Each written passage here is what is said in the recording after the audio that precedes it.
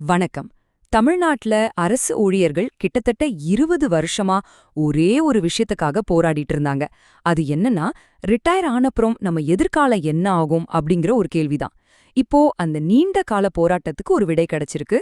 அதுதான் டாப்ஸ், அதாவது தமிழ்நாடு உறுதியளிக்கப்பட்ட ஓய்வூதிய திட்டம். வாங்க, இத பத்தி தான் நாம இன்னைக்கு விரிவா பார்க்க போறோம். சரி, முதல்ல இந்த 20 வருஷ போராட்டத்தோட ஆணிவேர் என்னன்னு பாப்போம்.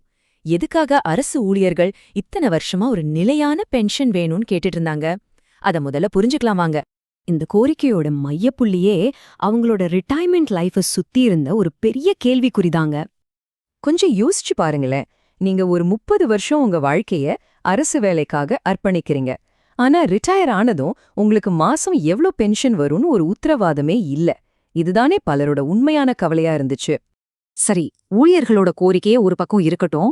ஆனா இதுக்கு ஒரு தீர்வு கொண்டு வரதுல அரசாங்கத்துக்கு என்னென்ன சவால்கள் இருந்துச்சு? இந்த புது அறிவிப்புல அரசாங்கமே சில முக்கியமான நிதி பிரச்சனைகளை பத்தி சொல்லியிருக்காங்க. பாருங்க, சென்ட்ரல் கவர்மெண்ட்ல இருந்து வர்ற வரி பங்கு குறைஞ்சது, ஜிஎஸ்டி வந்ததால மாநிலத்தோட வருமானம் பாதிக்கப்பட்டது, அது மட்டும் இல்லாம மக்கள் நலத்திட்டங்களுக்கான செலவும் ஏறிடுச்சுன்னு பல நிதி நெருக்கடிகள் இருந்ததா அரசாங்கம் சொல்லுது. இவ்ளோ சவால்கள் இருந்தாலும் ஊழியர்களோட நலன்தான் முக்கியம்னு ஒரு முடிவெடுக்க வேண்டிய கட்டாயத்துல அரசு இருந்திருக்கு. இப்படிப்பட்ட சூழல்ல தான் நிறைய ஆய்வுகளுக்கும் ஆலோசனைகளுக்கும் பிறகு இந்த நீண்டகால பிரச்சனைக்கு அரசாங்கம் ஒரு உறுதியான பதிலே கொடுத்திருக்கு. அந்த பதில்தான் டாப்ஸ், அதாவது தமிழ்நாடு உறுதியளிக்கப்பட்ட ஓய்வூதிய திட்டம். இந்த 20 வருஷ கோரிக்கைக்கு முற்றுப்புள்ளி வைக்கிற மாதிரி இதை அறிமுகப்படுத்தியிருக்காங்க. இதோட முக்கிய நோக்கமே பழைய பென்ஷன் திட்டத்துல கிடைச்ச பலன்களை மறுபடியும் கொடுத்து ரிட்டையர்மெண்ட் வாழ்க்கைக்கு ஒரு நல்ல நிதி பாதுகாப்பா கொடுக்கறது தான். சரி, இப்ப நாம எல்லாரும் தெரிஞ்சுக்க வேண்டிய முக்கியமான கட்டத்துக்கு வந்திருக்கோம். இந்த புது டாப்ஸ் திட்டம் உண்மையிலே என்னென்ன பலன்களை கொடுக்குது? வாங்க, அதோட முக்கிய அம்சங்களை ஒன்னொன்னா பார்க்கலாம். இந்த திட்டம் மொத்தம் 6 முக்கியமான உறுதிமொழிகளை கொடுக்குது. அதாவது இது 6 தூண்கள் மேல நிக்குதுன்னு சொல்லலாம்.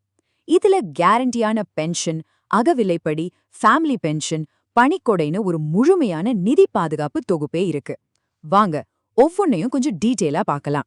முதல்ல, ஒரு ஊழியர் கடைசியா வாங்கின சம்பளத்துல சரிபாதி, அதாவது 50% மாசம் கேரண்டியான பென்ஷனா கிடைக்கும்.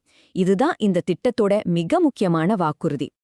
அடுத்து, ஒருவேளை பென்ஷன் வாங்குறவர் இறந்துட்டா அவரோட குடும்பத்துக்கு அந்த பென்ஷன்ல 60% குடும்ப ஓய்வூதியமா, அதாவது ஃபேமிலி பென்ஷனா கிடைக்கும்.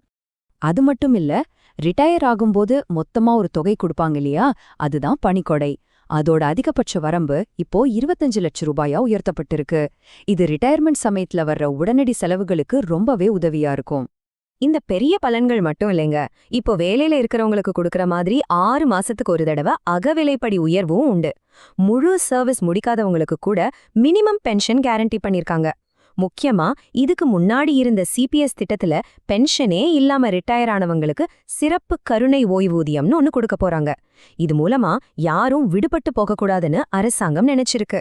ஓகே, இவ்ளோ பலன்கள் கொடுக்கற இந்த திட்டத்தால அரசாங்கத்துக்கு எவ்ளோ செலவாகும்? இதுல அரசாங்கத்தோட அர்ப்பணிப்பு எந்த அளவுக்கு இருக்குன்னு இப்ப பார்க்கலாம்.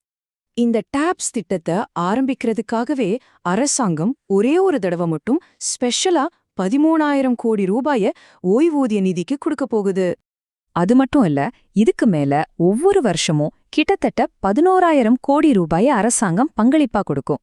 சம்பளம் அதிகமாக இந்த தொகையும் ஏறும்னு எதிர்பார்க்கப்படுது. இங்க பாத்தீங்கன்னா தெரியும், ஒன் டைம் ஃபண்டா 13,000 கோடி, அதுக்கப்புறம் ஒவ்வொரு வருஷமும் 11,000 கோடி. இவ்ளோ பெரிய நிதி நெருக்கடிக்கு நடுவுல அரசாங்கம் இவ்ளோ பெரிய தொகையை ஒதுக்குறது நிஜமாவே ஒரு பெரிய விஷயம்தான். சரி, திட்டம் அறிவிச்சாச்சு, அதுக்கான செலவும் சொல்லியாச்சு. அப்போ இதுக்கப்புறம் என்ன? இந்த அறிவிப்போட இறுதியில முதலமைச்சர் திரு மு.க. ஸ்டாலின் அவர்கள் ஒரு நேரடி கோரிக்கை வச்சிருக்காரு. அரசு ஊழியர்கள் மற்றும் ஆசிரியர்களோட 20 வருஷ கோரிக்கைய நிறைவேற்றியிருக்கோம். இந்த டிஏபிஎஸ் திட்டத்தை எல்லாரும் ஒரு மனதா வரவேற்கணும், இது செயல்படுத்துறதுக்கு முழு ஒத்துழைப்பு கொடுக்கணும்னு கேட்டிருக்காரு.